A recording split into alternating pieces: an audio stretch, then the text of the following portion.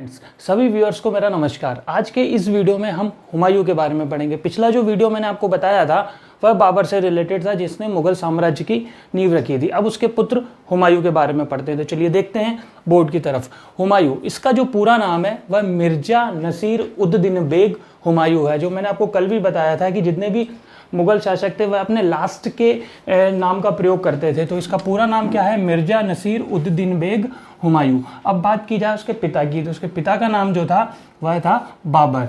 माता के नाम की अगर हम उसमें बात करें तो माता थी माहम बेगम। उसकी माता का जो नाम था वह माहम बेगम था। शासन अवधि, अब शासन अवधि की बात करें तो हुमायूं की जो शासन अवधि थी वह 1530 से 1540 और 1555 से 1556, मतलब 1530-1540 के बाद वह चला गया था और 1555-1556 में आकर फिर मुगल साम्राज्य की इसने नींव रखी थी। अब इसका जन्म जो हुआ था वह 6 मार्च 1508 को कहाँ पर हुआ था? काबुल में हुआ था। काबुल में इसका जन्म हुआ था। इसके 3 भाई थे, कामरान, अस्कारी और हिंदाल। इसके बारे में एक बात कही जाती है कि बाबर ने अपनी मृत्यु से पहले ही चारों भाइयों में इस तरीके से बंटवारा किया था कि किसी भी भाई को किसी से दिक्कत ना हो। फिर भी कामरान और हुमायूं आपस में इन दोनों में मतभेद थे। तो इसी के दृष्टिकोण से बाबर ने क्या किया था कि कामरान को, ये क्वेश्चन पूछा जाता है, कामरान को काबुल और कंधार दिया था, अस्कारी को संभल दिया था और हिंदाल को क्या दिया था? मेवाड़ दिया था। इसकी बात करेंगे आगे जब मृत्यु हुई थी तो 4 मार्च 1556 को इसकी मृत्यु हो गई थी। अब इसका जो मकबरा है वह, इसका मकबरा कहाँ पर है?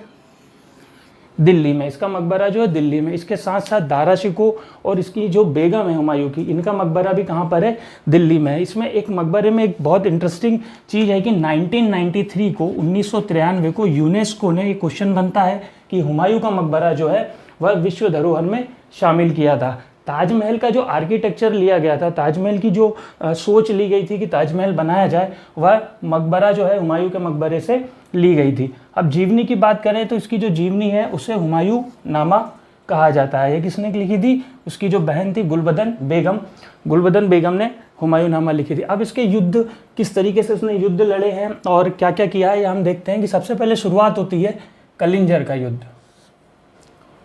यह कलिंजर का जो युद्ध है यह 1531 में हुआ था। अब इससे बहुत सारे क्वेश्चंस बनते हैं कलिंजर के बारे में। तो कलिंजर के बारे में एक कथा है, एक कहा जाता है कि एक कालकूट नाम का विष, जब सागर मंथन हुआ था उस समय कालकूट नाम का जो विष था वह भगवान शिव ने यहीं कलिंजर में पिया था। यह जो अभी वर्तमान में कलिंजर कहाँ है? यह उत्तर प्रदेश के बांदा जिले में है। कहाँ पर है? उत्तर प्रदेश के बांदा जिले में, जो खजुराहो से 17 किलोमीटर दूर है। अब यहाँ पर क्या आ रहा है? खजुराहो भी आ रहा है। तो खजुराहो के बारे में एक क्वेश्चन बनता है कि यूनेस्को ने इसे भी 1986 में विश्व धरोहर शामिल किया था। ये क्वेश्चन काफ़ी बार पूछा जाता है। तो कलिंजर का युद्ध जब हुआ था तो कलिंजर पर हुमायूं के साथ साथ कुतुबुद्दीन ऐबक, महमूद गजनबी, शेरशाह सूरी, इन लोगों ने भी कलिंजर पर आक्रमण किया था। अब इसका कलिंजर का जो दुर्ग था यह कहाँ बना, किसने बनाया? चलिए इसको देखते हैं कि कलिंजर का जो दुर्ग था यह 10वीं शताब्दी में चंदेलों ने इसे बनाया था। उसके बाद इस पर रीवा के सोलंकियों ने भी शासन किया।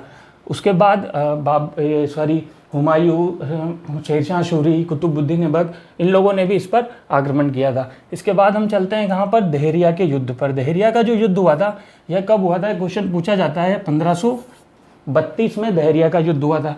यह अफगान और हुमायूं के बीच हुआ था। इस युद्ध में क्या था कि अफगान का जो नेतृत्व किया था, अफगान सेना का जो नेतृत्व किया था वह किया था महमूद लोदी ने।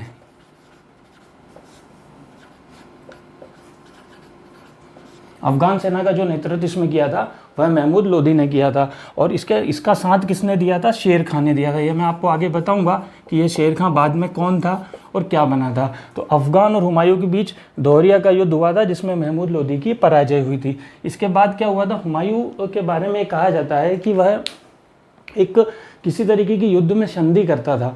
तो यहाँ पर वह जीत जरूर गया था, पर महमूद लोदी के साथ कुछ अमाउंट लेकर, कुछ पैसे लेकर उसने संधि की थी और दोहरिया को छोड़ दिया था। जब वह वापस आ रहा था तो वह चुनारगढ़ को घेरता है। ठीक है, चुनारगढ़ जिसका शासक कौन था? यही शेर खां था, जिसने दोहरिया के युद्ध में किसकी? महमूद लोदी की मदद की थी। तो ये क्या हुआ आपका? शेर खां हुआ। ये वही शेर खां है जिसका पहले का नाम क्या था, फरीद था, और बाद में आगे चलकर यह सूरी वंश की स्थापना करता है। शेरशाह सूरी अपने आप को सूरी की उपाधि प्राप्त करता है। ठीक है, बाबर के समय में यह क्या था, शेर खां, यह इसे बिहार का राज्यपाल बाबर ने नियुक्त किया था। ये हम आगे के उसमें देखने वाले हैं। ठीक है, तो चुनारगढ़ का घेरा होता है 1532 में, शेर खां और हुमायूं के बीच होता है। अब मेन चीज़ आती है गुजरात का शासक, इसमें हुमायूं के जीवन में बहादुर शाह। बहादुर शाह जो था गुजरात का एक ऐसा शासक था जिसकी शक्तियाँ, जिसका साम्राज्य तेज़ी से बढ़ रहा था। तो हुमायूं को अपनी रक्षा के लिए इसे हराना बहुत ज़रूरी था। इसने क्या किया था आपके बारे में कि 1531 में मालवा पर शासन किया था, 1532 में मध्य प्रदेश का जो रायसीना है उसके किले को फतेह किया था, और 1533 में मेवाड़, ठीक है, 1533 में मेवाड़ पर इसने हमला किया था। तो जब 1533 में इसने मेवाड़ पर हमला किया था उस समय वहाँ की रानी कर्मावती हुआ करती थी। ठीक है, तो कर्मावती को इसने वहाँ पर हरा दिया था और वहाँ पर साका करना पड़ा था। ये मैं आगे आपको बताऊंगा कि साका क्या होता है। तो इस तरीके से 1531 में मालवा पर इसने विजय की थी, 1532 में रायसीना पर किया, 1532 में इसने किस पर किया था, मेवाड़ पर किया था। अब आगे चल के हमें इसका अभियान दिखता है हुमायूं का, गुजरात अभियान।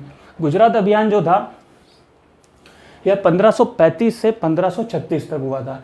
यह चंपानेर के दुर्ग में हुआ था। अब चंपानेर का जो दुर्ग है वह कहाँ पर है, चंपानेर का दुर्ग गुजरात में है, और इसके बारे में कहा जाता है कि 2004 में यूनेस्को ने इसे भी विश्व धरोहर सूची में शामिल किया गया था। तो ये गुजरात का अभियान 1535, 1536 चंपानेर का दुर्ग उसने फतेह किया था और बहादुर शाह को यहाँ पर उसने हरा दिया था। इसके बाद आते हैं वापस से चुनारगढ़ का दूसरा युद्ध होता है।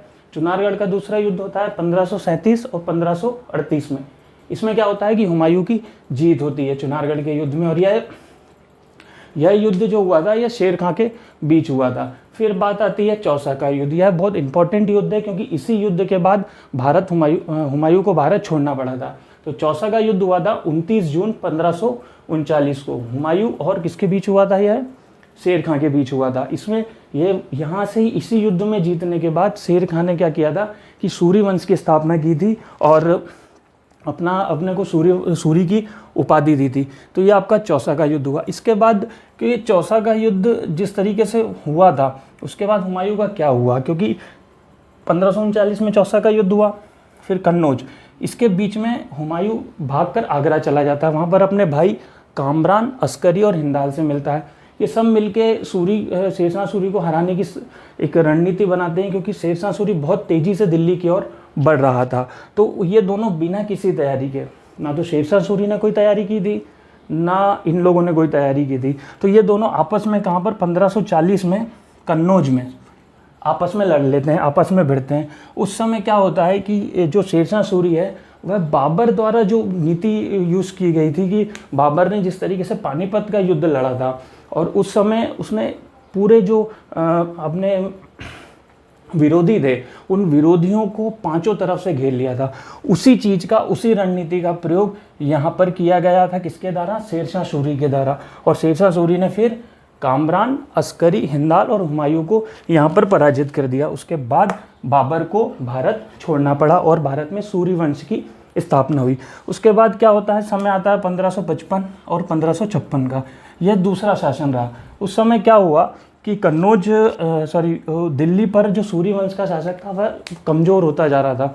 उनके पास इतने संसाधन नहीं थे, इतनी चीज़ें नहीं थी। तो उसमें फिर दूसरा रूप हमें दिखता है सरहिंद का युद्ध।